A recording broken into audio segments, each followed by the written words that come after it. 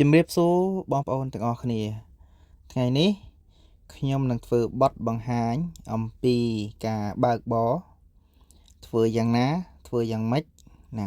កុំឲ្យជួបគ្រោះថ្នាក់ចរាចរណ៍អ្វីដែលយើងដឹងមុនយើងអាចបង្ការគ្រោះថ្នាក់បានបងប្អូនថ្ងៃនេះខ្ញុំលើកឡើងអំពីការគ្រោះថ្នាក់រវាងម៉ូតូនិងរថយន្តធំហើយបងប្អូនទៅតាមដាននិងសន្តាប់ជាមួយខ្ញុំបងប្អូនខ្ញុំក៏បានធ្វើបទបង្ហាញដោយជាក់ស្ដែងដោយខ្ញុំដាក់ម៉ូតូមួយគ្រឿងពីមុខមួយគ្រឿងទៀតនៅខាងស្ដាំនៃតែកង់រថយន្តនៃអ្នកបើកបរអញ្ចឹងណាបងប្អូននេះគឺជាវីដេអូដែលយើងថតជាក់ស្ដែងនៅខាងក្រោមនៅលើដងផ្លូវឧទាហរណ៍ថានៅលើដងផ្លូវទៅចុះហើយខ្ញុំនឹងឡើងទៅលើរថយន្តដើម្បីបង្ហាញថាតើរថយន្តធំនេះអាចមើលឃើញម៉ូតូដែលនៅឈប់គៀកច្បាស់ដែរឬទេបងប្អូនមើលឃើញទេគឺរថយន្តធំបើសិនជាមានម៉ូតូចតនៅខាងមុខគឺមើលមិនឃើញទេខាងស្ដាំចតគៀកក៏មើលមិនឃើញច្បាស់ដែរគឺមើលមិនឃើញតែម្ដងព្រោះបាំងនឹងជញ្ជាំងនេះគឺជាវីដេអូទី2ដែលខ្ញុំបានយកម៉ូតូមួយគ្រឿងចតនៅជាប់ពីមុខរថយន្តមួយគ្រឿងទៀតគឺឃ្លាតឆ្ងាយប្រហែលជា5ម៉ែត្រហើយខ្ញុំនឹងឡើងទៅលើរថយន្តដើម្បីថតបង្ហាញថាតើម៉ូតូដែលឈប់គៀកហើយនិងម៉ូតូដែលឈប់ចម្ងាយពីមុខរថយន្ត5ម៉ែត្រនេះតើយើងមើលឃើញច្បាស់ដែរឬទេតោះបងប្អូន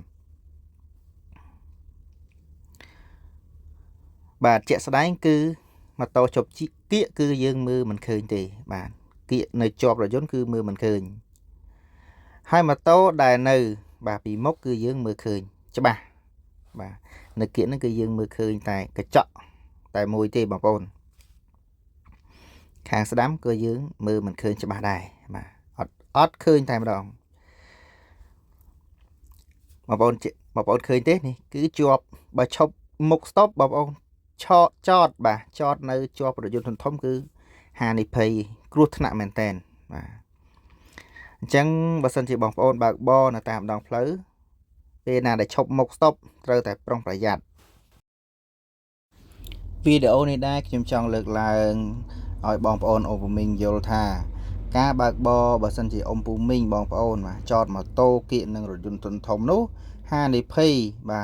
គឺវាអាចមានគ្រប់ពេលគ្រោះថ្នាក់គឺអាចមានគ្រប់ពេលដោយសារតែកង់រថយន្តជួនកាលទៅគាត់មិនអាចមើលគ្រប់ជ្រុងជ្រោយនោះទេ